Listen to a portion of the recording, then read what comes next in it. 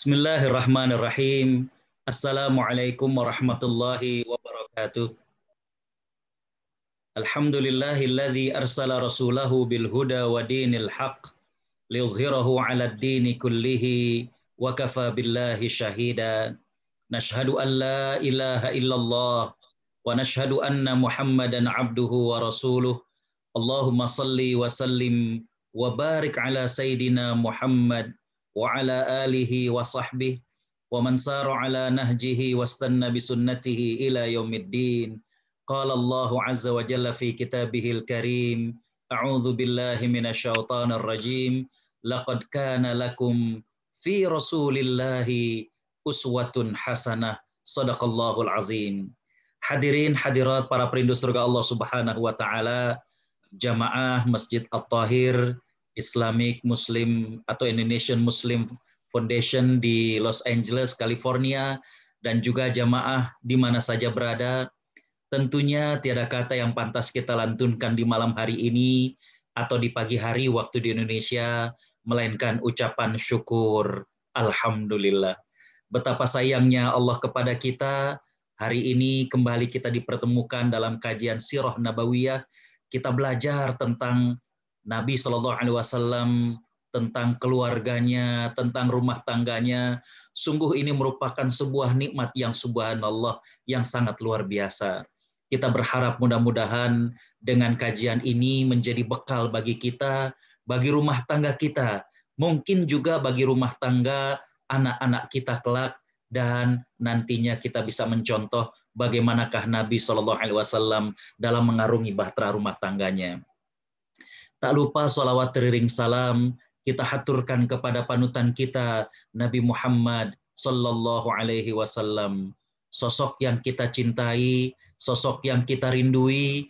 Kita berharap mudah-mudahan dengan cinta kita kepada beliau, Allah Subhanahu wa taala berkenan untuk mempertemukan kita dengan Nabi sallallahu alaihi wasallam di surganya. Amin ya rabbal alamin.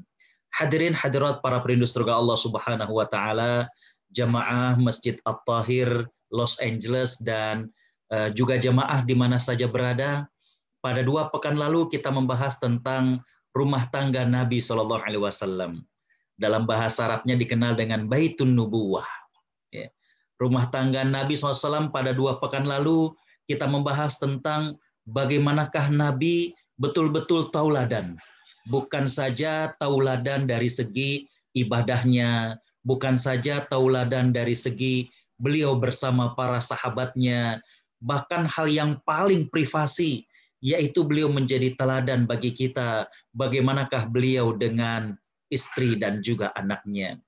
Saya sampaikan pada 2 pekan lalu, bagaimana Nabi mengatakan khairukum li ahli, wa ana khairukum li ahli. Orang yang terbaik di antara kalian adalah yang paling baik bagi keluarganya. Ini menarik. Ya. Nabi mengatakan orang yang paling terbaik adalah orang yang terbaik bagi keluarganya. Kenapa? Karena ketika kita di luar, ketika kita bekerja, ketika kita beraktivitas, kita bisa mematut-matut diri. Ketika kita ke Masjid At-Tahir, ketika kita silaturahim ke tempat kawan, kita bisa mematut-matut diri, biar kelihatan lebih sabar, biar kelihatan lebih tenang, biar kelihatan lebih wibawa. Tapi orang dalam rumah kitalah yang sesungguhnya tahu bagaimanakah kita. Istri kita itu yang paling tahu bagaimana kita. Anak-anak kita itu tahu ya bagaimana kita pada saat di rumah. Karena itulah Nabi mengatakan, saya ini khairukum li ahli, adalah orang yang terbaik bagi keluargaku. Jadi menjadi tauladan bagi kita bagaimanakah Nabi dengan istrinya, sayangnya, lemah lembutnya, bercandanya, memiliki waktu dengan keluarga dan lain sebagainya. Hadirin khotal iman rahimakumullah.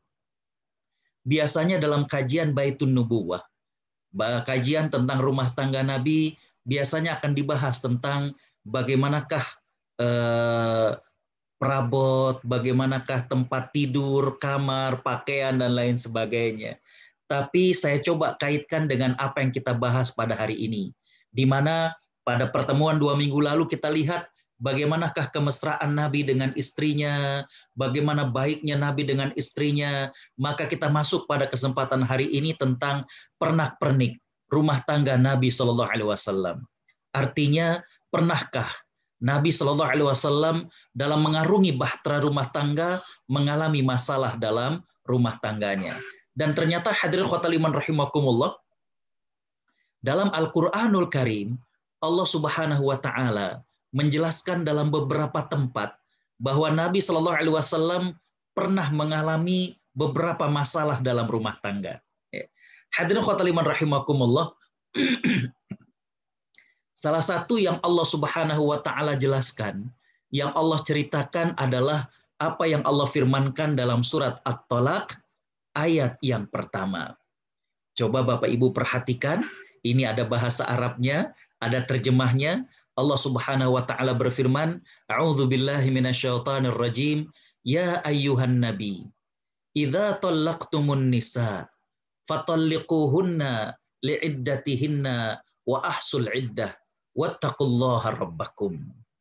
Menarik sekali, coba kita lihat di mana Allah Subhanahu wa taala berfirman, hai nabi, apabila kamu menceraikan istri-istrimu, maka hendaklah kamu ceraikan mereka pada waktu mereka dapat menghadapi iddahnya yang wajar. Dan hitunglah waktu iddah itu, serta bertakwalah kepada Allah Tuhanmu. Sekali lagi saya katakan, terjemahnya, hai Nabi, apabila engkau menceraikan istri-istrimu, maka hendaklah kamu ceraikan mereka pada waktu mereka dapat menghadapi iddahnya. Di sini kita tertegun ketika Allah Subhanahu wa taala mengatakan, hai Nabi, apabila kamu menceraikan istri-istrimu. Pertanyaan yang paling mendasar adalah, really? Betulkah Nabi Shallallahu Alaihi Wasallam pernah menceraikan istrinya? Ya. Ini pertanyaan besar. Ya. Betulkah Nabi SAW pernah menceraikan istrinya? Kalau Nabi SAW pernah menceraikan istrinya, siapa istri yang pernah diceraikan oleh Nabi SAW? Hadirin khotul iman rahimakumullah. Ternyata setelah kemudian kami buka tafsir daripada ayat ini, para ulama menjelaskan bahwa Nabi Shallallahu Alaihi Wasallam memang pernah menceraikan istrinya. Jadi dalam banyak riwayat didapati dan riwayatnya sahih bahwa Nabi SAW pernah menceraikan istrinya. Cuma yang disepakati oleh para ulama berkaitan dengan ayat ini adalah Nabi SAW pernah menceraikan Hafsah, putrinya Umar bin Khattab radhiyallahu anha. Jadi Hafsah ini adalah putri Umar bin Khattab. Hafsah binti Umar ketika hijrah itu beliau statusnya adalah istri dari seorang sahabat yang bernama Khumais. Tapi pada saat perang Badar, sang suami dari Hafsah ini meninggal dunia, syahid dalam perang Badar, dan kemudian Nabi Shallallahu Alaihi Wasallam menikahi Hafsah. Jadi oleh Nabi SAW dinikahi Hafsah setelah Hafsah ditinggal mati, ditinggal wafat oleh suaminya yang bernama Khumais. Nah, hadirin khotul iman rahimakumullah, para ulama sepakat bahwa Nabi Shallallahu Alaihi Wasallam pernah menceraikan Hafsah dengan talak 1. Jadi talak itu ada sampai 3. Ini yang disebut dengan talak raj'i. Talak 1 boleh rujuk kembali, talak 2 boleh rujuk kembali. Ketika kemudian sudah ditalak 3, maka ini yang disebut dengan talak bain. Talak yang total di mana suami atau istri yang telah bercerai sampai talak yang ketiga tidak dibolehkan untuk balik lagi. Sampai si istri atau mantan istri tadi menikah dengan laki-laki lain dan kemudian diceraikan oleh laki-laki tersebut, baru kemudian dibolehkan untuk menikahinya. Jadi hadirin khotul iman rahimakumullah, kembali bahwa Nabi Shallallahu Alaihi Wasallam ternyata pernah menceraikan istri beliau yang bernama Hafsah binti Umar. Inilah riwayatnya. Riwayat yang pertama tentang sebab turunnya ayat ini. Jadi tadi saya katakan bahwa ketika membaca ayat ini kita tertegun. Wahai Nabi, apabila kamu menceraikan istri-istrimu. Really? Betulkah Nabi SAW pernah menceraikan istrinya? Di sini saya buka asbabun nuzul, sebab turunnya ayat daripada surat At-Talaq ayat yang pertama ini. Saya dapati yang pertama adalah pendapat yang mengatakan riwayat dari Anas bin Malik yang menceritakan bahwa Nabi Shallallahu Alaihi Wasallam pernah menceraikan Hafsah. Setelah diceraikan oleh Nabi SAW, maka Hafsah pulang ke rumahnya. Disinilah Allah Subhanahu Wa Taala kemudian menegur kepada Nabi SAW, yaitu apabila engkau menceraikan istrimu, fatalliquhunna li'iddatihinna, maka ceraikanlah di masa iddahnya. Artinya yang mereka bisa menjalani iddahnya. Hadirin khotaliman rahimakumullah. Ini riwayat yang pertama di mana saya dapati bahwa Anas bin Malik radhiyallahu an menceritakan Nabi SAW pernah menceraikan Hafsah, lalu Hafsah pulang ke rumah keluarganya. Tapi dalam riwayat yang lain, dan hadis ini dihasankan oleh Syekh Albani, bahwa ketika Umar bin Khattab mendengar Nabi SAW menceraikan istrinya, Umar bin Khattab langsung kemudian datang, artinya mendatangi Hafsah. Dalam riwayat Umar ini bersama dengan Uthman bin Maz'un. Dalam riwayat yang lain bahwa Uthman bin Maz'un ini datang bersama saudarinya, Qudamah bin Maz'un, Qudamah binti Maz'un. Jadi terlepas dari perbedaan pendapat itu, maka dalam riwayat ini Umar bin Khattab ketika mendengar bahwa ada ayat yang turun di mana Allah Subhanahu wa taala menegaskan Nabi SAW menceraikan istrinya, maka Umar kemudian datang ke rumah anaknya Hafsah. Hadirin khotaliman rahimakumullah, Umar kemudian menasehati putrinya tentang betapa berharganya memiliki suami seperti Nabi SAW. Sebagaimana diriwayatkan bahwa ketika Hafsah ini ditinggal mati oleh suaminya, artinya suaminya syahid, maka Umar sempat menawarkan kepada Abu Bakar untuk menikahi Hafsah karena Umar sangat sedih. Hafsah sudah menjanda dalam usia yang sangat muda. Tapi apa yang terjadi? Ternyata Abu Bakar tidak menjawab sama sekali. Umar menawarkan kepada Uthman.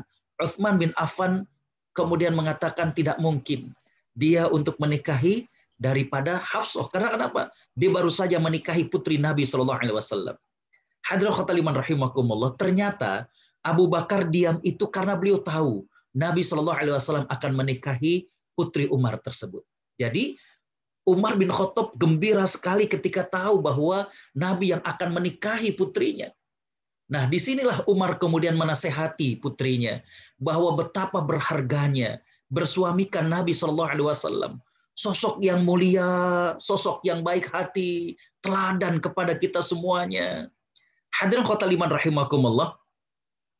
Dalam riwayat yang berikutnya, saya dapati bahwa Hafsah binti Umar ketika diberi nasihat dan disampaikan tersebut, maka Hafsah binti Umar mengatakan, ma amiltu ala shib'in qat. Ya. Ini sayangnya saya nggak bisa tulis Arab di sini.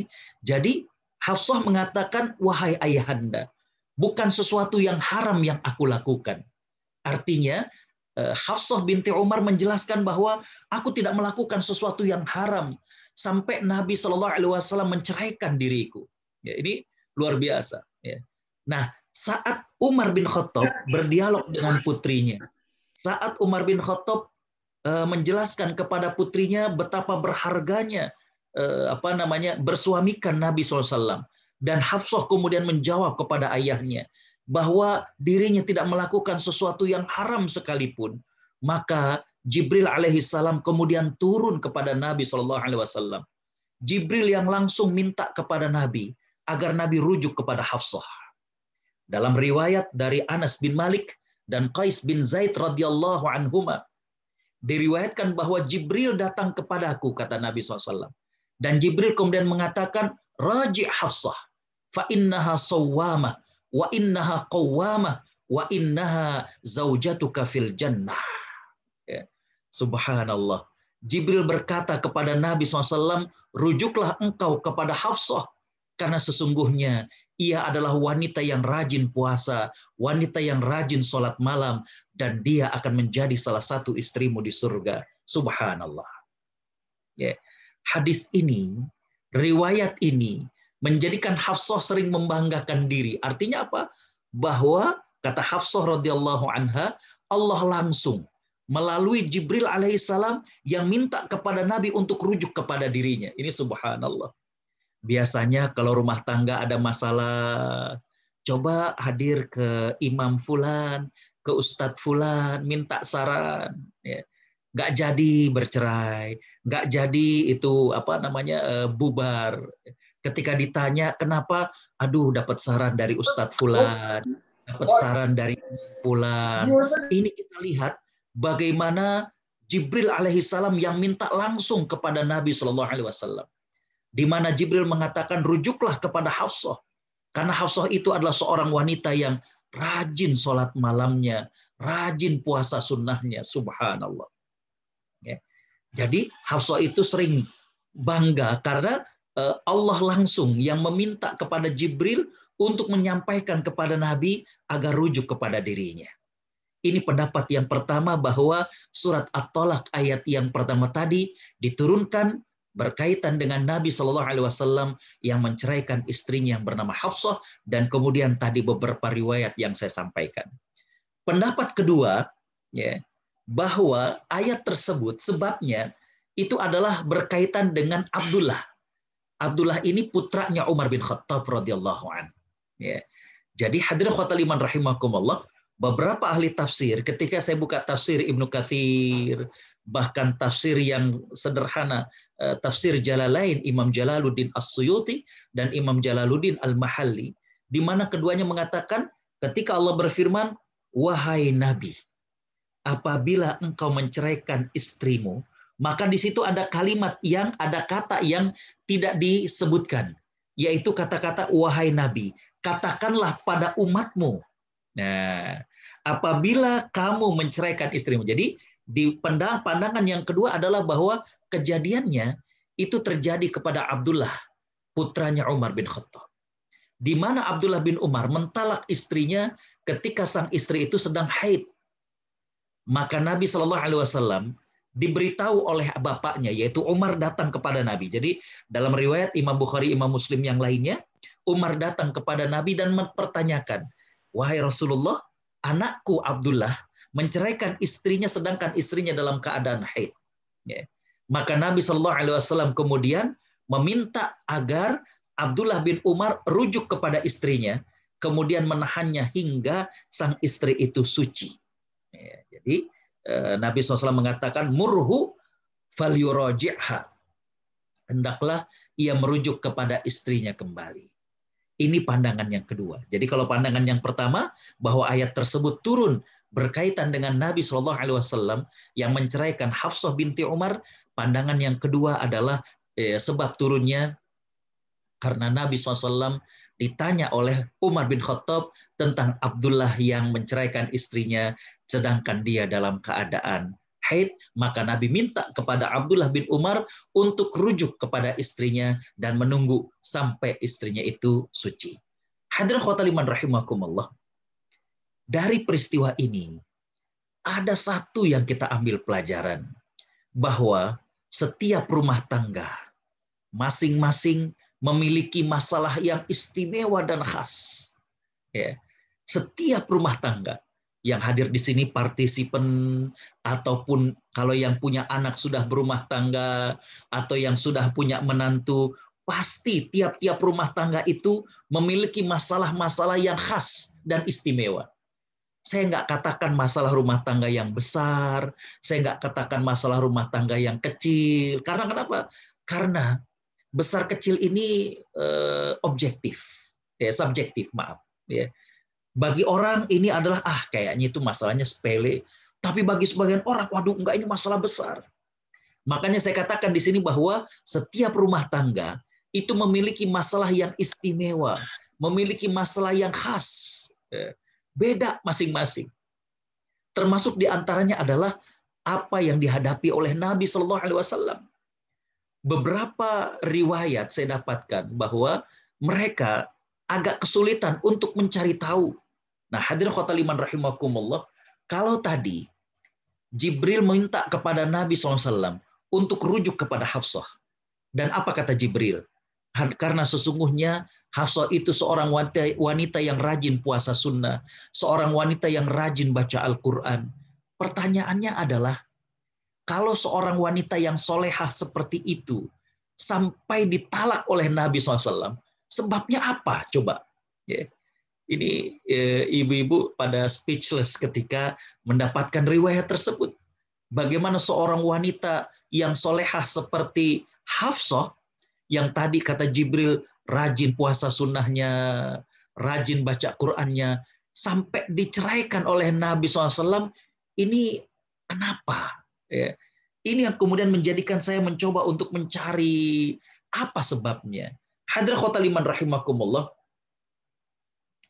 dalam satu riwayat saya dapatkan bahwa di situ memang tidak disebutkan secara langsung bahwa inilah penyebab Nabi SAW menceraikan Hafsah. Tapi hanya secara terlintas. Dalam riwayat itu disebutkan bahwa tradisi masyarakat Quraisy, kaum wanitanya, itu adalah seorang wanita yang penurut. Jadi wanita-wanita Quraisy itu adalah wanita yang penurut. Bahkan kalau suami ngomong, kalau ayah mereka menasehati, maka mereka akan diam 1000 bahasa. Kalau mungkin orang kita itu J, sumuhun Kang, kurang lebih begitu. Ya. Kalau suami nasehati, kalau ayah mereka ngebilangin, maka mereka akan diam 1000 bahasa. Mereka akan J, mohon Kang, mohon. Ya. Nah, hadirin khotal iman rahimakumullah, berbeda dengan masyarakat Madinah, di mana masyarakat Madinah ini lebih egaliter. Ya. Kaum wanitanya itu biasa dan lebih berani untuk menyampaikan isi hatinya. Ini bisa kita lihat ketika Nabi Shallallahu Alaihi Wasallam menjelaskan tentang tata cara mandi setelah bersih dari haid. Nabi Shallallahu Alaihi Wasallam bersabda, "Tatabbu'i atharad dam." Telusuri tempat keluarnya darah. Nah, jadi Nabi mengatakan di antara tata cara mandi bersih daripada haid adalah selain meratakan air, kata Nabi SAW, telusuri tempat keluarnya darah. Ada seorang wanita dari kalangan Ansor, artinya wanita dari masyarakat Madinah, yang berdiri dan bertanya, "Ya Rasulullah, apa yang dimaksud dengan tempat keluarnya darah?" Ya, ini subhanallah. Nabi SAW ditanya yang demikian. Nabi malu. Tapi Nabi memuji kepada wanita tersebut. Nabi mengatakan, "Ni'man nisa, nisaul ansor. Lam yamna'hunnal haya ala an yatafaqqahna fid din." Sebaik-baik wanita adalah wanita Ansor. Rasa malu tidak menghalang mereka untuk memperdalam ilmu agama. Subhanallah. Hadirin khotal iman rahimakumullah. Jadi di sini Nabi Shallallahu Alaihi Wasallam menjelaskan tentang di antara sebab kenapa Nabi SAW mentalak Hafsah, walaupun secara tersirat, yaitu terjadi perubahan dalam diri Hafsah. Ketika dia yang tadinya berasal dari Mekah, tipikal wanitanya yang diam kalau dibilangin, nunduk. Ketika kemudian hijrah ke Madinah, terpengaruh dengan kebiasaan daripada masyarakat ataupun wanita di Madinah. Mungkin kalau contoh kitanya, waktu dulu pertama nikah, waktu masih di kampung, dibilangin sama suami, nunduk, Mas, mohon Kang. Ya. Ketika pindah ke LA, ya, dibilangin, Masya Allah, ya, berani ngejawab. Ya. Suami ngomong sepatah, dia ngebantah 5 patah, gitu ya. Begitu juga kali Bang, misalnya, waduh, Masya Allah, Alhamdulillah sekarang musim dingin. Kalau musim panas, apa nggak ngebul kepala suami? Ya, dulu lagi pertama nikah itu kayaknya nurut. Ya, sekarang pas udah di Amerika, wah, ya, udah ikut ibu-ibu sosialita, ini itu suami ngomong, ya, wah, ya, Masya Allah. Ya. Apakah nggak boleh Ustadz kalau suami ngomong, kemudian kita bantah, kemudian kita jelaskan, loh, tadi kan Hafsah sendiri mengatakan, bukan sesuatu yang haram yang aku lakukan. Tidak haram. Cuma perubahan ini tentu shock kepada suami. Ya. Jadi Hafsah tadi mengatakan ketika didatangi oleh Umar bin Khattab, Hafsah mengatakan, "Ma amiltu min shib'in qat." Ya. Aku nggak melakukan dosa besar, aku nggak melakukan sesuatu yang haram, wahai ayahanda. Ya. Jadi ketika suami nasihati, ketika suami ngomong, seorang istri mengklarifikasi, menjawab, tidak haram. Ya. Cuma ini bikin shock suami. Ya, tadi saya katakan biasanya diam, sekarang tahu-tahu habis kebanyakan nonton sinetron apa gitu ya, ngebalikin ya. Ketika bergaul dengan banyak orang di Amerika, suami ngomong sepatah dia ngejawab 5 patah, itu kan, wih Allah ya. Alhamdulillah weathernya lagi baik ya, lagi dingin, lagi sejuk. Coba kalau weathernya lagi panas kan, aduh subhanallah. Jadi hadirin khotul iman rahimakumullah, itu yang kita dapat, subhanallah. Ya. Itu yang kemudian kita kenal dengan masalah komunikasi. Ya. Masalah komunikasi. Hadirin khotul iman rahimakumullah, ya. Masalah komunikasi ini, ada komunikasi verbal dan ada komunikasi seksual. Ya. Di mana hadirin khotul iman rahimakumullah, saat pandemi ini itu juga banyak terjadi masalah rumah tangga. Di antaranya adalah masalah kekerasan dalam rumah tangga. Kekerasan dalam rumah tangga ini diawali dengan kekerasan verbal. Seorang suami yang boring di rumah, atau maaf, yang dia kena layoff, ya kena pengurangan pegawai, dirumahkan, ya, bagaimana kemudian gajinya dipotong dan lain sebagainya, stres, ya. Apalagi mohon maaf, rumahnya sempit, ini itu, belum anak-anak belajar di rumah tapi malah main ini, ya. Maka yang terjadi adalah kekasaran secara verbal. Ya. Ini yang sering terjadi dalam rumah tangga. Komunikasi ini juga bisa komunikasi seksual. Ya. Hadirin khotul iman rahimakumullah, bagaimana pelayanan, bagaimana kemesraan dan lain sebagainya. Saya katakan di sini bahwa memahami perbedaan fisik yang Allah Subhanahu wa taala ciptakan ini menjadi salah satu kunci komunikasi verbal yang efektif. Jadi kita harus paham bahwa Allah menciptakan wanita itu bagaimana dan Allah menciptakan pria itu bagaimana. Ya. Hadirin khotul iman rahimakumullah, sependek yang saya ketahui, Allah menciptakan cara kerja otak laki-laki itu bagaikan bor ke dalam. Kalau bor ke dalam itu semakin meruncing. Dan Allah menciptakan cara kerja otak wanita itu bagaikan bor keluar. Ya. Artinya apa? Di sini ketika seorang laki-laki menghadapi masalah, ada masalah di kantornya, ada masalah di masyarakatnya, seorang laki-laki yang biasanya supel, seorang laki-laki yang biasanya banyak cerita, maka cenderung akan introvert, kayak bor ke dalam tersebut. Dia akan cenderung diam dulu, menganalisa, saya mesti gimana. Ya. Berbeda, mohon maaf, dengan perempuan. Ketika seorang wanita menghadapi masalah, maka kayak bor keluar. Sulit untuk dipendam sendirian. Ya. Biasanya akan mudah untuk berbagi. Sebelum pengajian, misalkan di Masjid At-Thohir, sambil nunggu ustadznya, sambil nunggu dibuka acaranya, ngobrol. Jeng tahu nggak? Wah, udah ribut aja gitu ya. Subhanallah. Ya. Bahkan tidak sedikit suami yang ditanya, Mas, emang kalau udah selesai pandemi, mau pulang ke Indonesia? Oh, kata siapa? Itu istri Mas update status di Facebook, subhanallah. Ya, jadi sama suami baru ngobrol malam, aduh kangen ya sama Indonesia. Iya, tapi lagi COVID gini gimana? Entarlah, kalau udah reda, kalau udah selesai kita pulang. Jadi baru ngobrol begitu, ternyata sama istrinya itu udah wah gitu ya. Dia nggak bisa simpen. Udah jadi status di IG, udah jadi status di Facebook. Hore, pulang juga ke Indonesia ya. Jadi begitulah cara kerja otak masing-masing. Sedangkan suami ketika dia pulang kerja, ya, dia mungkin masih menyisakan ada masalah di kantor. Aduh, temannya ada yang positif misalnya. Aduh, ini bagaimana nanti untuk kerja berikutnya. Nah, istri yang di rumah itu dia udah siap menyambut sang suami dengan berbagai macam cerita. Apalagi mohon maaf bagi ibu rumah tangga yang kesibukannya kesehariannya di rumah itu udah ngarang cerita cukup panjang.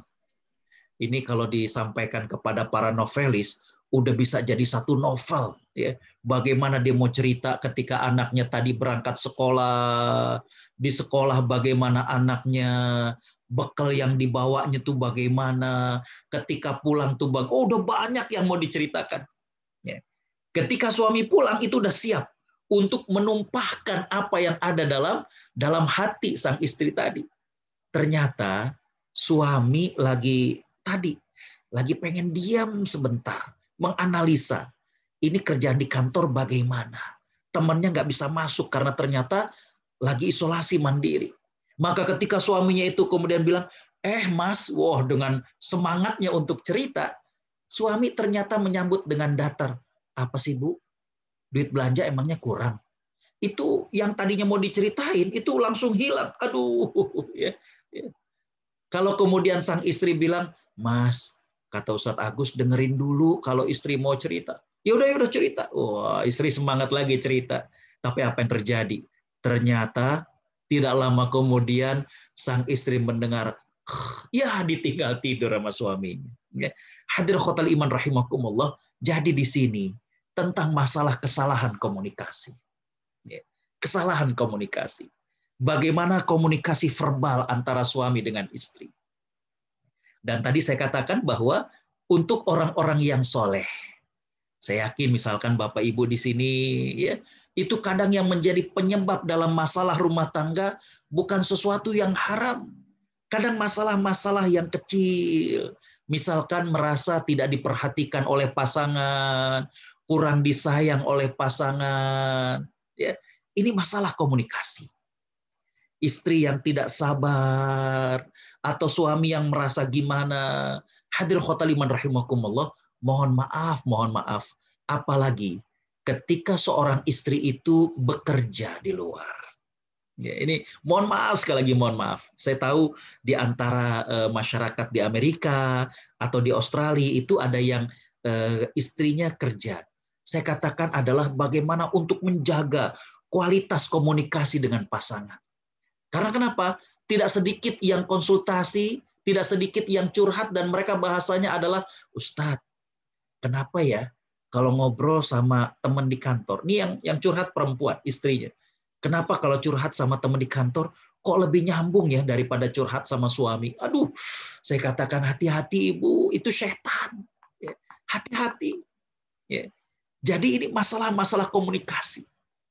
Bagaimana masing-masing itu merasa kurang diperhatikan dengan pasangannya.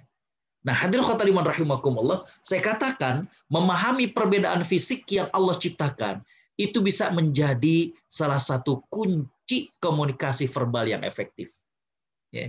Di mana hadirin khotaliman rahimakumullah, kita paham Allah menciptakan kaum laki-laki begini, Allah menciptakan kaum perempuan begini, maka hadirin khotaliman rahimakumullah bisa menjadi salah satu solusi. Oh iya, kalau laki-laki itu sedang ada masalah, maka dia akan cenderung introvert. Kalau wanita itu kemudian ada sesuatu, maka dia akan mudah untuk menceritakan. Nah, ini yang harus difahami. Hadirin khotaliman rahimakumullah, berikutnya saya ambilkan beberapa panduan dalam komunikasi pasangan suami istri. Yang pertama adalah tanamkan dalam hati bahwa suami atau istri itu adalah bagian dari kita, bukan orang lain, bukan saingan, apalagi musuh yang mengancam, jangan. Jadi bagaimana itu bagian dari kita. Sehingga kemudian dalam berkomunikasi juga, maka ada yang disebut dengan, kalau kata orang Malaysia, bertolak ansur. Kalau istri sedang tegang bahasanya, suami yang harus paham. Kalau suami yang agak keras, istri yang agak lembut paham. Ya. Coba kita lihat bagaimana pakaian yang kita kenakan. Indah. Kenapa pakaian ini jadi? Karena hadirin khotaliman rahimakumullah, ada kerjasama yang luar biasa antara jarum dengan benang. Makanya jadi. Ya. Hadirin khotaliman rahimakumullah, ini harus kita tanamkan bahwa pasangan kita ini bukan saingan. Ya. Apalagi musuh, tidak. Ya. Nanti kita sambung dalam pernak-pernik rumah tangga Nabi yang kedua dalam 2 minggu ke depan. Kita lihat, coba bapak-bapak yang hadir di sini, saya mau tanya, kalau bapak-bapak lagi datang tamu, terus di belakang, artinya di dapur, istri kita banting-banting piring, prang. Kira-kira gimana perasaan Bapak Ibu? Atau perasaan bapak-bapak? Gelisah. Tentu kesel, ya, segala macam. Ya. Bapak Ibu bisa bayangkan, Nabi sedang kedatangan tamu, Dan kemudian Aisyah menepis ya, mangkuk yang dibawa oleh tamu tersebut, sehingga kemudian jatuh. Nabi Shallallahu Alaihi Wasallam hanya mengatakan, "Gharrat ummukum, ibu kalian lagi cemburu." Gitu doang, subhanallah. Kalau kita kan udah nyut-nyutan kan, bawaannya tuh aduh subhanallah. Ya, jadi tadi yang pertama, tanamkan pasangan kita itu bukan musuh, bukan. Ya, dia itu bagian dari kita. Yang kedua, mengedepankan hukum syariah. Bukan keinginan kita, coba agar kita tunduk. Gimana Islam ngatur kita? Ini penting sekali karena banyak pasangan suami istri yang curhat dan minta untuk dibantu bagaimana jalan keluar dari rumah tangganya. Banyak yang kemudian mengedepankan egonya. Aduh, subhanallah. Kita harus tunduk. Bagaimana hukum mengatur kita? Bagaimana Al-Quran mengajarkan kepada kita, bagaimana sunnah-sunnah Nabi mengajarkan kepada kita, ya, agar kita bisa menerima apa yang sudah diajarkan. Yang berikutnya, hadirin khotimah rahimakumullah, buat para suami, maka berlaku baiklah. Nabi SAW bersabda, khairukum li ahli, wa ana khairukum li ahli. Para ulama mengatakan bahwa kata kunci laki-laki kepada istri atau kepada wanita adalah bagaimana penghargaan. Bagaimana seorang suami yang bisa menghargai istrinya. Lihat, Nabi Shallallahu Alaihi Wasallam itu pernah mendengarkan curhat yang segitu lamanya. Hadisnya aja sampai sangat panjang. Dalam hadis riwayat Imam Bukhari, datang 10 sahabat wanita kepada Aisyah radhiyallahu anha. Ini 10 sahabat. Dan masing-masing mereka curhat kepada Aisyah.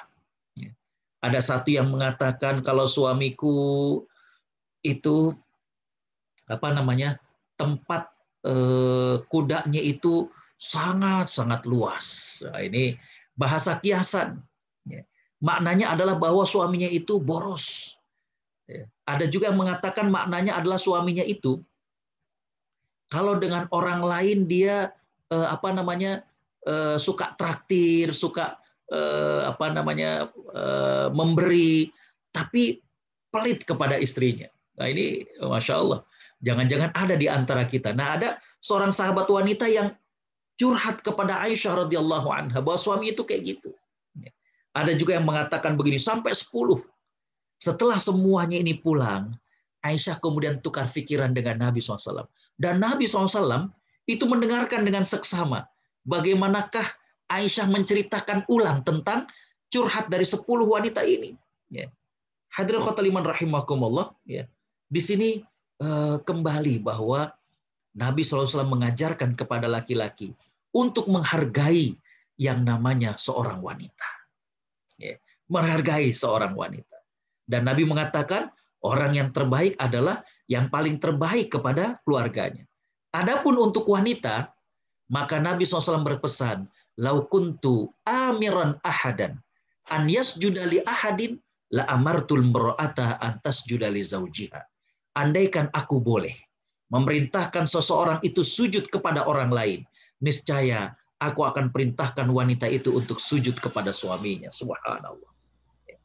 Jadi kata kuncinya tadi, kalau suami kepada istri menghargai, kalau istri kepada suami melayani. Aduh, subhanallah. Bahkan seorang salafus soleh, beliau berpesan kepada putrinya yang akan menikah. Beliau mengatakan kepada putrinya, jadilah engkau laksana hamba buat suamimu. Niscaya suamimu akan memperlakukan engkau bagaikan seorang permaisuri. Artinya, Bapak Ibu Allah Subhanahu wa taala rahmati, ini penting. Bagaimana seorang istri yang menahan diri ketika melihat suaminya lagi ngomong, maunya sih mulut ini nyeletuk gitu ya. Ya nggak gitu juga kali Mas, kamu juga kan. Atau misalnya kita maunya ngebantah gitu ya. Ya kan gini. Itu tapi mbok ya ditahan. Nanti kalau suasananya udah lebih tenang, sampaikan. Subhanallah, Bapak Ibu yang dirahmati Allah, saya dapati bahwa orang-orang yang soleh, jarang masalah rumah tangga itu yang mereka hadapi masalah-masalah dosa besar, jarang. Biasanya hal-hal kecil, di antaranya adalah masalah komunikasi ini. Hadirin khotimah rahimakumullah. Masalah yang kedua adalah di sebelumnya. Selanjutnya adalah bagaimana panduan komunikasi, yaitu tidak kaku dalam komunikasi. Jangan kaku untuk komunikasi. Kehidupan suami istri adalah ketentraman, tenang.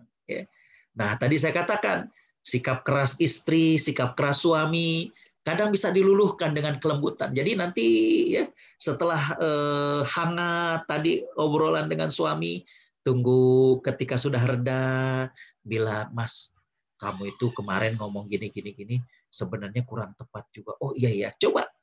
Jadi ketika udah cooling down itu bisa ternyata dengan kelembutan, arogansi misalkan, kasar dan lain sebagainya, ternyata bisa ditundukkan dengan ketaatan, keikhlasan.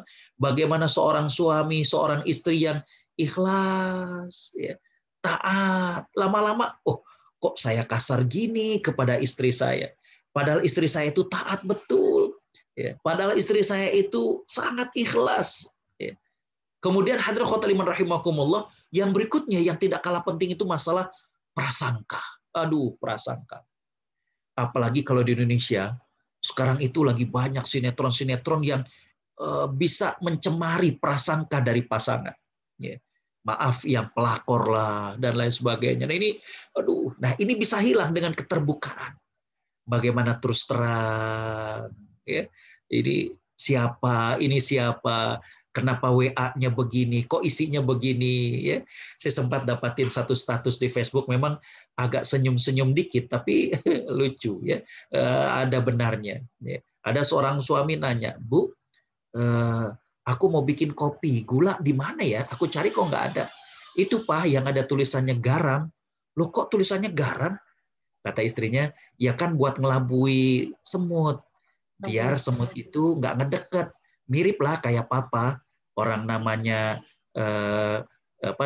Mia, ternyata namanya Budi, ternyata nama perempuan gitu ya. Jadi si istri bilang begitu. Jadi ternyata tempat gulanya dikasih tulis garam, biar mengelabui semut katanya. Sebagaimana suaminya suka ngasih nama laki-laki padahal itu nomor perempuan. Hadirin khotimah rahimakumullah, coba keterbukaan. Kemudian rasa kesal, putus asa, ini dengan kesabaran. Ada juga, maaf, yang sering curhat itu yang mengatakan, saya udah bosen dengan pasangan. Saya katakan, really? Kenapa kok ada bosen? Ternyata di antara maksud bosen itu adalah dia nunggu perubahan dari pasangannya. Ternyata kok nggak berubah-berubah juga. Aduh, kok masih begitu-gitu aja, Ustadz. Nggak berubah sejak menikah dan lain sebagainya. Tadi pagi saya senyum-senyum lihat status saya berapa tahun yang lalu, diingatkan lagi oleh Facebook. Di situ saya bikin status bahwa kalau sejak nikah seorang istri disakiti, dikecewakan, dibikin tangis, saya katakan coba bisikin suami, Mas, ini rumah tangga apa rumah duka sih? Hadirin khotimah rahimakumullah. Jadi kembali bahwa dengan kesabaran. Nah, jadi kembali bahwa dari rumah tangga Nabi SAW ini yang menarik adalah bahwa ternyata Hafsah yang begitu solehahnya, bagaimana beliau rajin puasa sunnahnya, rajin baca Qur'annya, ternyata masalahnya di faktor komunikasi. Ini yang kemudian menjadikan Nabi SAW pernah mentalak satu kepada Hafsah. Walaupun dalam riwayat tadi saya katakan, Jibril langsung minta kepada Nabi SAW agar rujuk kepada Hafsah. Tapi pelajaran buat kita adalah bahwa masing-masing rumah tangga kita, siapapun dia, pasti menghadapi masalah yang istimewa dan unik-unik. Istimewa dan unik. Tadi saya katakan bahwa di antaranya yang dihadapi adalah apa tadi? Masalah komunikasi. Ada lagi satu yang unik, yaitu adanya orang ketiga. Orang ketiga ini Bapak Ibu yang dirahmati Allah, mohon maaf, yang sering terjadi itu perselingkuhan. Perselingkuhan. Tapi saya katakan orang ketiga itu nggak mesti selingkuhan. Orang ketiga itu bisa jadi orang tua, bisa jadi mertua, bisa jadi ipar, bisa jadi teman curhat, teman kantor, itu bisa menjadi orang ketiga. yang ternyata bisa bikin trigger dalam rumah tangga. Ada seorang sahabat yang dia juga sama alumni Al-Azhar, menikah dengan seorang putri kiai. Subhanallah. Sahabat kami ini juga seorang pendakwah. Dia sudah berdakwah kemana-mana. Tapi yang menarik hadirin khotal iman rahimakumullah, ternyata dia belum pernah diperbolehkan oleh mertuanya untuk ceramah di pesantren mertuanya. Padahal ada pengajian ibu-ibu, ada Jumatan artinya ada masjid, ada pengajian kaum bapak. Belum pernah beliau dibolehkan untuk khutbah ataupun ceramah. Subhanallah. Sampai akhirnya sang mertua, sang kiai tersebut meninggal dunia. Baru tetangga-tetangganya cerita. Dulu Pak Kiai cerita kepada kami. Beliau tuh nggak percaya sama menantunya. Walaupun menantunya itu jebolan Kairo, walaupun menantunya itu udah dakwah ke sana kemari. Ketika ditanya, kenapa kok sampai Pak Kiai itu nggak percaya sama menantunya? Ternyata masalahnya adalah, kata sang Kiai tersebut, gimana saya mau percaya dia ceramah? Lawong sholatnya nggak pernah sah. Kaget. Menantu sama putri Kiai ini kaget. Apa maksudnya nggak pernah sah? Ternyata Pak Kiai ini memperhatikan kalau menantunya itu mau ke masjid, mau sholat, putrinya itu nganterin sampai depan pintu. Dan kemudian ketika sang suami atau menantunya ini akan berangkat, sang putrinya itu kemudian ngambil tangan suaminya dan dicium tangan suaminya. Ternyata dalam pandangan beliau, seseorang yang sudah berwudu itu nggak boleh bersentuhan dengan perempuan, walaupun itu istrinya, dan dianggap batal. Ini kan memang ada dalam pandangannya.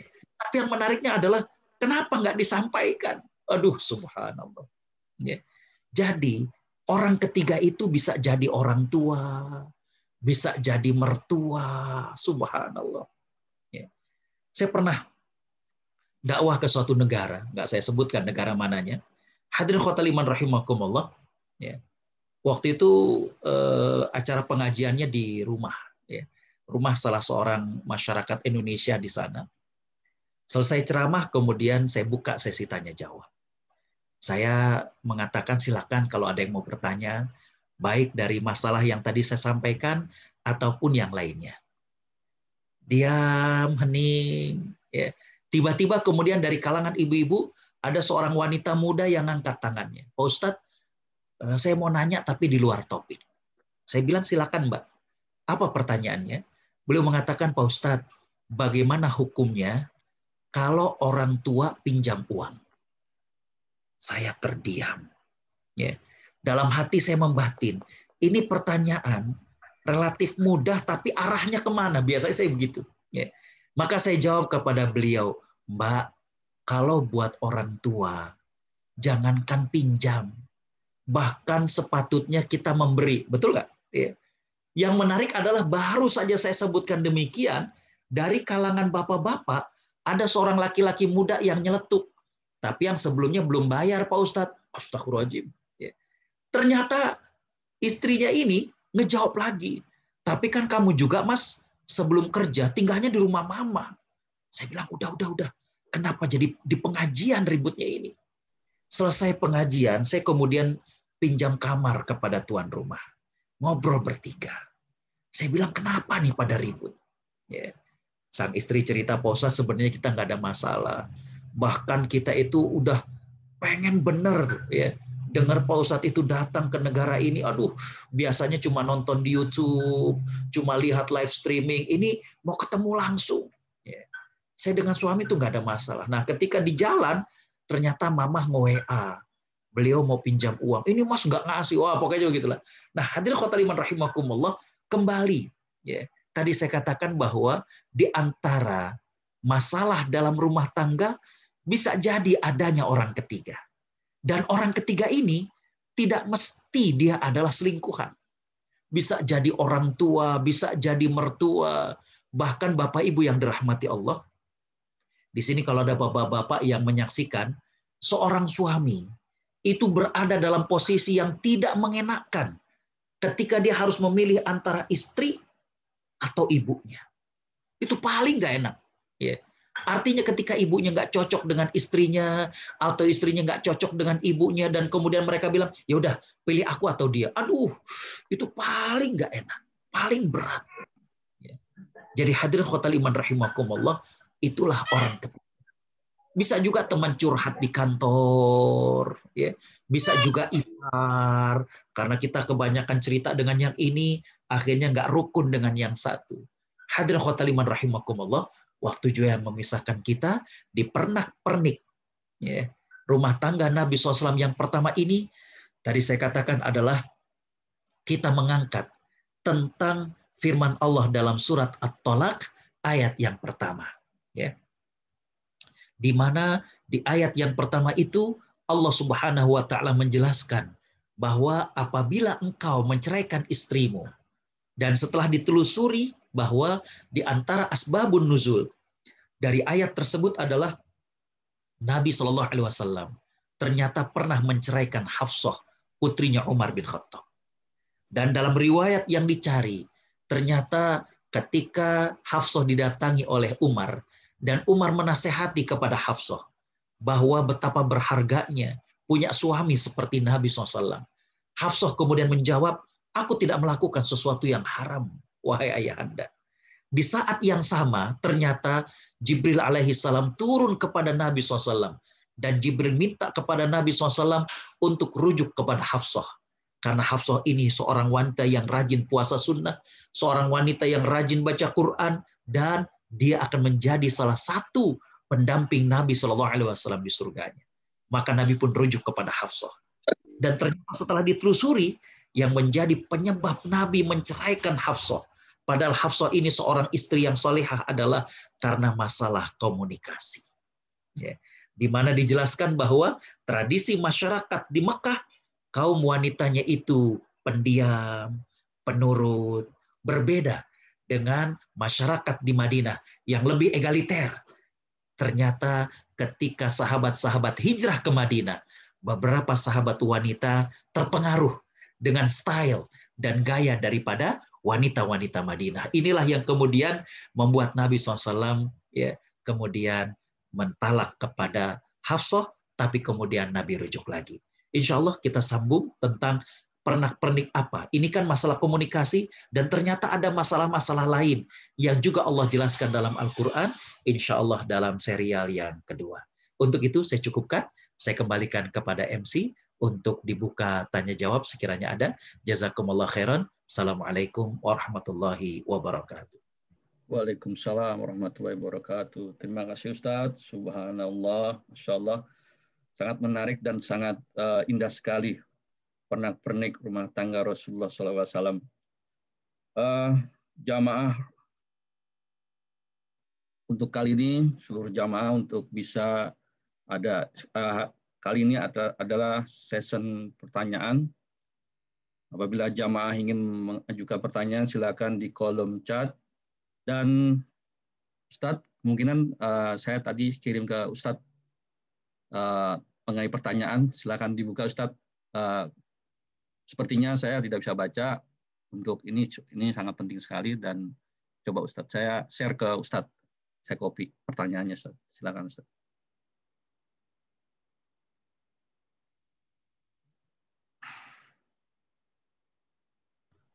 Bismillahirrahmanirrahim. Alhamdulillah, salatu wassalamu ala rasulillah. Yang pertama adalah berkaitan dengan hak asuh anak laki-laki yang masih belum mumayyiz bila terjadi perceraian. Ya. Sepengetahuan saya pada dasarnya hak asuh jatuh pada ibunya, kecuali kalau ibunya suatu saat menikah dengan laki-laki lain. Hadirin khotal iman rahimakumullah, ya. Berkaitan dengan perceraian, maka perceraian ini merupakan salah satu jalan keluar ketika rumah tangga menghadapi kebuntuan. Ya. Karena tujuan dari pernikahan tidak bisa dicapai, maka Islam memberikan solusi, yaitu dengan perceraian. Ketika kemudian suami dan istri ini bercerai, maka hak asuh anak itu berada di tangan ibu. Berada di tangan ibu. Ya. Baik anak tersebut laki-laki maupun anak tersebut perempuan. Apalagi kalau anak tersebut ternyata belum mumayyiz. Apalagi kalau anak tersebut belum ngerti, belum akil balik. Maka itu hak asuh jatuhnya kepada ibu. Ya. Betul seperti yang ditanyakan, kecuali kalau sang ibu ini dia menikah lagi atau sang ibu melakukan pelanggaran yang menjadikan dia tidak memiliki keahlian ataupun tidak memiliki kepantasan untuk merawat anaknya.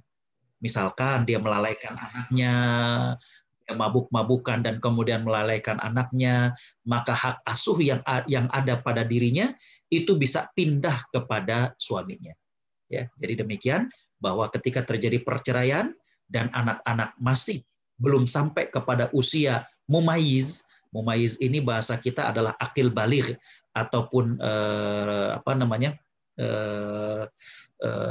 dia sudah baligh, maka kalau dia belum mumayyiz atau belum akil balik, asuh itu berada di tangan ibunya. Demikian, wallahu a'lam. Kemudian, terima kasih Ustaz. Kemudian ada lagi tuh Ustaz. Silakan Ustaz. Ya, ada yang lain.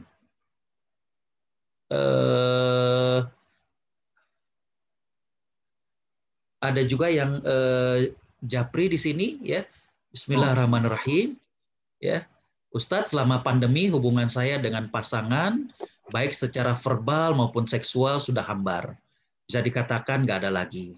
Saya tidak merasakan keharmonisan. Demikian juga suami sudah tidak ada lagi ya perhatian terhadap saya, juga usahanya. Ya. Tapi suami tidak pernah mengemukakan untuk bercerai. Sementara saya sudah tidak merasakan adanya jalan untuk menimba pahala dalam pernikahan ini. Apakah boleh saya mengungkapkan hal ini ke suami, sedangkan bercerai juga bukankah tidak diharamkan? Saya sudah tidak tahan. Bapak Ibu Allah Subhanahu wa taala rahmati, ya. Di sini memang kalau suami istri atau rumah tangga sudah tidak komunikasi, hambar, ya, maka alangkah baiknya untuk kemudian diinisiasi. Kalau suami, jadi suami itu macam-macam Bu, tipikalnya. Ada yang maaf, gengsi, dia nggak mau mulai duluan. Ada yang memang dia pendiam. Maka di sini kaum wanita ataupun istri bisa menginisiasi memulai untuk ngajak ngobrol. Ya. Ngajak ngobrol tentunya yang pertama adalah dengan niatan dan harapan untuk mempertahankan rumah tangga. Ya. Jangan langsung kemudian ngobrol itu maaf minta pisah, tidak. Tapi bagaimana kemudian untuk mempertanyakan kembali, Mas, kok rumah tangga kita kayaknya gini ya? Gimana kira-kira baiknya, Mas? Atau bisa juga kemudian dengan merendahkan diri, apa salah ibu atau salah mama ya sehingga kayak begini. Karena bisa jadi ada sesuatu yang diharapkan tapi nggak diungkapkan. Coba ya. Ini dikomunikasikan dulu ya. Dan saran saya adalah jangan langsung untuk berpikir mengakhiri pernikahan, tapi coba carikan dulu ini masalahnya apa. Ya. Apakah kemudian ada yang diinginkan dan diharap atau ekspektasi dari suami yang tidak dilakukan oleh istri, tapi istri juga nggak tahu, suami juga nggak menyampaikan. Nah ini kan harus kemudian dipecahkan kebuntuan ini. Ya. Kalau kemudian suami ternyata mengatakan ya udah Mas maunya kita pisah misalnya, nggak apa-apa kita tanyakan kenapa. Bukankah Allah mempertemukan kita begini ya? Kalau memang ternyata dia bersikukuh, saya kira diistiqorohkan lagi, dikomunikasikan lagi. Saya termasuk yang tidak mudah menyarankan untuk berpisah, tapi bagaimana sebaik mungkin dipertahankan. Saya kira demikian Bu ya. Wallahu a'lam. Terima kasih Ustadz. Ini kemudian ada satu lagi Ustadz. Insya Allah masih ada waktu Ustadz. Assalamualaikum. Ya. Saya ingin bertanya mengenai berapa lama suami atau istri bisa berpisah satu sama lain untuk sementara. Bismillahirrahmanirrahim. Alhamdulillah. Wassalatu wassalamu ala Rasulillah wa ba'd. Bapak Ibu Allah Subhanahu wa taala rahmati, berpisah sementara ini apakah maksudnya tugas ataukah apa ya? Kalau memang berpisah itu dalam kaitannya tugas, misalkan mohon maaf suami dapat tugas kerja atau tugas belajar ke Amerika, ya. Maka di sini yang sangat terpenting bukan batasan berapanya, tapi adalah kesepahaman dan kesepakatan. Ya. Artinya seorang istri ridho, dia ditinggalkan oleh suaminya untuk berangkat ke Amerika, di sana suaminya bekerja, di sana suaminya study misalkan, ya. Maka kalau memang demikian, saya kira itu bisa bertahan, ya. Kecuali kalau memang Bapak Ibu yang dirahmati Allah, pertanyaannya adalah kira-kira akan ada masalah nggak? Kalau ada masalah tentu ada masalah. Ya. Mohon maaf, sekali lagi mohon maaf saya buka di sini. Saya tahu di Australia, saya tahu di Amerika, ada yang suami berangkat ke Amerika atau suami berangkat ke Australia dan maaf, izin tinggalnya habis. Ya. Sedangkan istrinya di Indonesia. Ya. Nah, hadirin khotaliman rahimakumullah, kalau sang istri dan suami ini komunikasi baik dan saling ridho, ya nggak apa-apa mas, aku tetap nunggu gini. Saya kira nggak ada masalah. Ya. Kecuali kalau memang ya ternyata sudah menimbulkan masalah lain, misalnya prasangka, ya ini suaminya di sana kok sempat dilihat foto-fotonya begini, ini siapa mas, ini siapa dan lain sebagainya. Nah kalau memang demikian maka tadi solusinya agar kemudian transparan, terbuka dan lain sebagainya. Tapi batasan perpisah sementara suami dengan istri ini nggak ada batasannya. Kalau riwayat tentang Umar bin Khattab yang merolling pasukannya 4 bulan sekali, itu memang dari segi ketahanan seorang berkaitan dengan keinginan biologisnya. Ya. Tapi kalau memang masing-masing bisa saling memahami, misalnya, dapat tugas belajar ke Amerika, kalau bawa istri dengan anak kayaknya nggak cukup. Ya, Mas berangkat sendiri ya, kamu sama anak di Indonesia. Kalau ridho nggak apa-apa. Ya. Tapi ini tentu perlu belajar dari Nabi Ibrahim, Bu. Ya. Nabi Ibrahim itu ketika meninggalkan Hajar dengan Ismail, itu dalam riwayatnya, Nabi Ibrahim itu hanya ngejenguk 3 kali. Yang pertama ketika usia Ismail 13 tahun, dan itulah peristiwa bagaimana Allah memerintahkan untuk menyembelih Ismail, lalu diganti oleh Allah dengan seekor domba. Yang kedua adalah peristiwa bagaimana ketika Nabi Ibrahim menjenguk, ternyata Ismail sudah menikah. Dan istri Ismail itu orang yang tidak bisa menjaga rahasia rumah tangga. Dengan Nabi Ibrahim yang baru ketemu saja, dia udah cerita bagaimana rumah tangganya. Maka sebagaimana yang kita tahu, Nabi Ibrahim berpesan kepada putranya untuk mengganti palang pintunya. Dan itu adalah bahasa kiasan agar Nabi Ismail mengganti istrinya. Itu hadisnya diriwayat Imam Bukhari. Dan kunjungan yang ketiga adalah ketika Nabi Ibrahim mendapatkan perintah dari Allah untuk meninggikan pondasi dari Ka'bah. Dan itu diminta oleh Allah untuk meninggikannya bersama dengan Ismail. Lihat, jadi nggak jadi masalah. Asalkan saling ridho, saling faham, dan menjaga komitmen untuk tidak mengacaukan akad ataupun janji suci. Saya kira demikian. Wallahu a'lam. Terima kasih Ustadz. Kemudian satu lagi, ada 2 ini Ustadz. Dan yang sekarang ini kemungkinan ini dari Muhammad Eko Soekarno, mau bertanya langsung Ustadz. Oh ya, baik. Ya. Mas Eko, silakan di. Assalamualaikum. Waalaikumsalam warahmatullahi wabarakatuh, Mas Eko. Mas Eko masih di mute.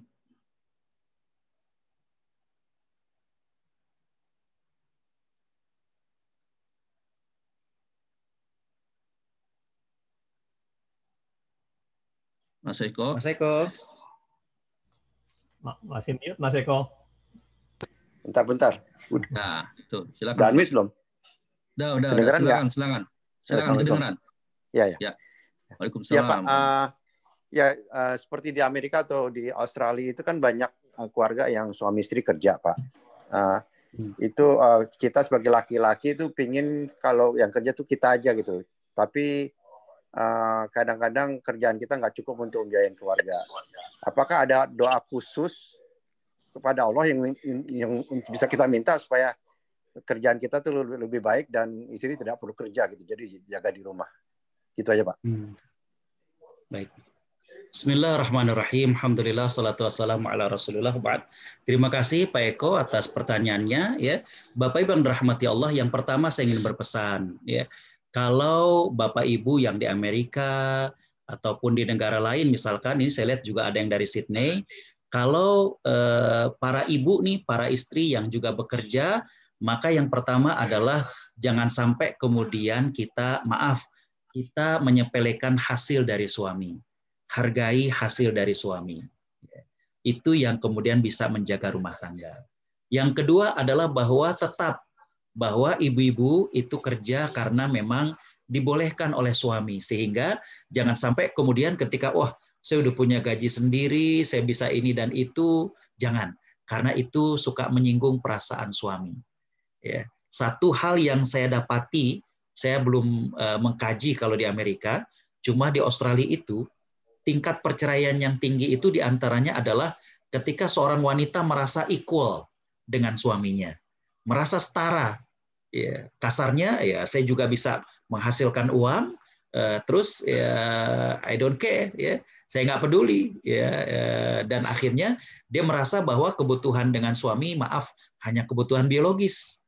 Ya, itu yang kemudian banyak terjadi case atau kasus perceraian.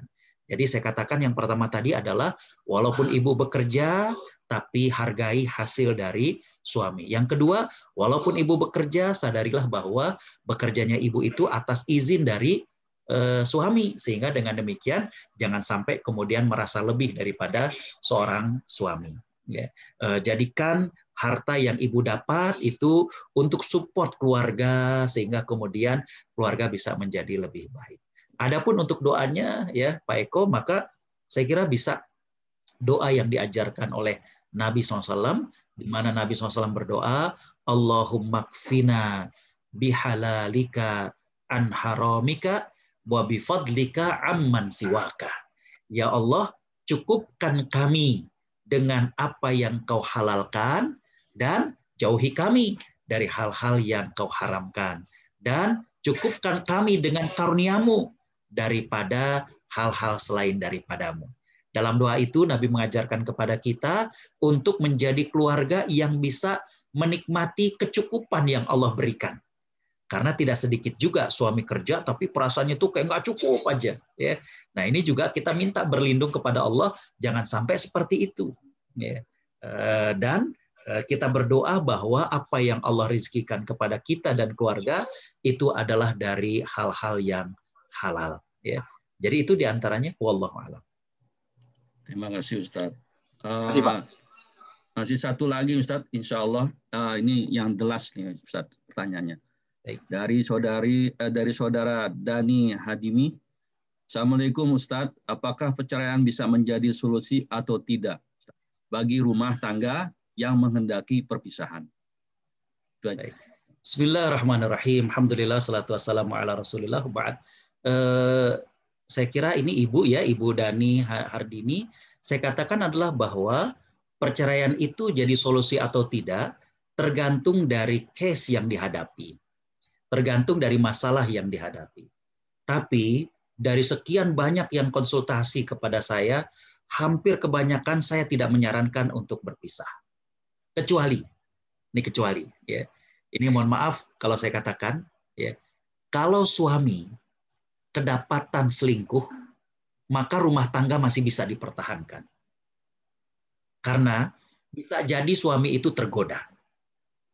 Tapi, ini mohon maaf, kalau seorang istri yang selingkuh, maka saya katakan biasanya rumah tangga tidak bisa dipertahankan. Itu saya dapati dari berbagai case rumah tangga. Kenapa? Karena ketika seorang wanita, sampai dia terjerumus dalam perselingkuhan, wanita itu pertimbangannya banyak. Ketika dia membuka hatinya saja untuk laki-laki lain, ketika dia mau saja, katakanlah dating dengan laki-laki lain, itu dia sudah menghadapi berbagai macam gejolak dalam hatinya. Maka kalau sampai kemudian dia membuka hatinya untuk laki-laki lain, berarti rumah tangganya sulit diselamatkan. Itu biasanya yang jadi kaidah saya. Tapi kalau suami yang ya katakanlah didapati WA-nya mesra dengan perempuan lain, sering saya bilang sabar. Ya. ya mungkin lagi apa namanya puber kedua, mungkin tergoda kemarin lagi reuni, sering saya begitu kan. Tapi kalau perempuan ya mohon maaf, karena perempuan itu ya sangat-sangat berhati-hati. Makanya kalau sampai kemudian dia ngebuka hatinya untuk laki-laki lain, biasanya rumah tangga itu sulit dipertahankan. Jadi tergantung case-nya, Bu. Ya, case-nya seperti apa, dan ini akan kita lihat. Saya pernah ceramah di salah satu kantor besar ya di bidang IT. Ya. Selesai saya ceramah, kemudian ada seseorang yang bilang, Ustadz saya mau konsultasi. Ayo, saya bilang. Saya ajak ke ruangan DKM, dia juga masih celingak-celinguk. Akhirnya dia bilang, saya minta ruangan yang private. Jadi ini anak subhanallah. Dia tamatan perguruan tinggi negeri di Indonesia yang bagus, diterima di kantor di IT yang bagus, dan dia disekolahkan ke Inggris untuk S2. Nah, hadirin khotbah liman rahimakumullah, ternyata karena dia pikir juga short term, nggak lama dia ngambil S2, ya, istrinya ditinggalkan. Dan maaf sekali lagi saya katakan di sini, beliau dapati bahwa istrinya itu selingkuh di rumah mereka. Jadi subhanallah, sampai istrinya itu nganter ke airport tapi pulangnya dengan laki-laki lain. Nah, laki-laki ini nanya, saya bilang, mohon maaf, saya bilang, walaupun Allah Maha Pengampun, Allah Maha Pemaaf, tapi kalau udah kayak gini kejadiannya, kayaknya sulit untuk dipertahankan. Jadi dari sekian banyak yang konsultasi, itu mungkin diantaranya yang sangat sedikit saya menyarankan untuk perceraian atau perpisahan, kecuali kalau memang udah sangat-sangat keterlaluan. Jadi saya kira Ibu, ya, apakah perceraian itu solusi atau tidak, dilihat dari case-nya. Ya. Dilihat dari kasusnya, karena akan beda antara satu dengan yang lain. Demikian, wallahu a'lam. Terima kasih Ustadz atas jawaban-jawabannya. Dan untuk jamaah yang sudah join, khususnya jamaah LE, kemungkinan nanti jangan pergi dahulu, karena ada informasi dari saudara kita, Mas Aji, untuk informasi perkembangan At-Thohir dan tentang membership info. Ya, terima kasih. Semuanya, Pak. Ya. Bisa semua, nggak cuma LE. Ya. Oh ya, oke. Oh, sorry. Semuanya, untuk semua jamaah, baik yang di LE, dimanapun berada, di Indonesia juga. Ya. Oke, terima kasih Ustadz. Langsung aja Ustadz, ditutup dengan doa, dan mungkin ada kita ada request sedikit untuk doa yang lebih spesifik untuk yang masih sakit, Ustadz. Karena ada beberapa jamaah kita masih dalam keadaan sakit dan masih dalam proses penyembuhan, dan masih juga ada yang menunggu pelaksanaan operasi, Ustadz. Tafadhol Ustadz, silakan. A'udzubillahi minasyaitonirrajim. Bismillahirrahmanirrahim. Alhamdulillahirabbil alamin, hamdasy syakirin, hamdan na'imin, hamdan yuwafi ni'amahu wa yukafi'u mazidah. Ya Rabbana lakal hamdu wa lakas syukru kama yanbaghi li jalali wajhika wa 'azimi sultanik. Allahumma shalli ala sayidina Muhammad wa ala alihi wa sahbihi ajma'in. Rabbana zalamna anfusana wa illam taghfir lana wa tarhamna lanakunanna minal khasirin. Allahumma ighfir lana wa liwalidina warhamhum kama rabbawna shighara. Rabbana hab lana min azwajina wa dhurriyyatina qurrata a'yun waj'alna lil muttaqina imama. Allahumma inna nas'aluka min azimi lutfika wa karamika wa satrikal jamil an tashfiya ikhwanana wa akhwatina wa tumidduhu bis-sihhati wal afiyah. Allahumma la malja'a wa la manja minka illa ilaik, innaka ala kulli syai'in qadir. Allahumma albishum thawbatas sihhati wal afiyah ajilan ghaira ajil. Allahumma ya arhamar rahimin. Allahumma rabban nas mudhhibal ba's ishfihim anta syafi la shifaa illa shifauk shifaan la yughadiru saqama. Allahumma ya Allah, bimbinglah kami untuk menjadi suami yang baik, untuk menjadi istri yang baik. Jadikanlah rumah tangga kami rumah tangga yang harmonis, rumah tangga yang sakinah, bagaikan rumah tangga Nabi SAW. Allahumma ya Allah, jagalah rumah tangga kami dari orang-orang zalim. Jagalah rumah tangga kami dari orang-orang yang ingin merusak rumah tangga kami. Jagalah rumah tangga kami dari godaan-godaan syaitan. Allahumma ya Allah, kami memohon kepadamu dengan keagungan dirimu. Kami memohon dengan kemuliaanmu. Kami memohon dengan kemahakuasaanmu. Dengan kasih sayangmu, ya Allah, ya Tuhan kami. Sembuhkanlah saudara-saudari kami yang masih terbaring sakit. Sembuhkanlah saudara-saudari kami, ya Allah. Tiada yang susah bagimu, ya Allah. Engkau yang maha berkuasa. Sembuhkanlah mereka segera, ya Allah. Berikanlah kesabaran dan ketabahan kepada mereka. Allahumma ya Allah, Engkaulah zat yang maha menyembuhkan. Sembuhkanlah mereka, ya Allah. Rabbana atina fid dunya hasanah wa fil akhirati hasanah wa qina adzabannar wa bi fadli subhanaka rabbina rabbil izzati amma yasifun wa salamun alal mursalin walhamdulillahi rabbil alamin.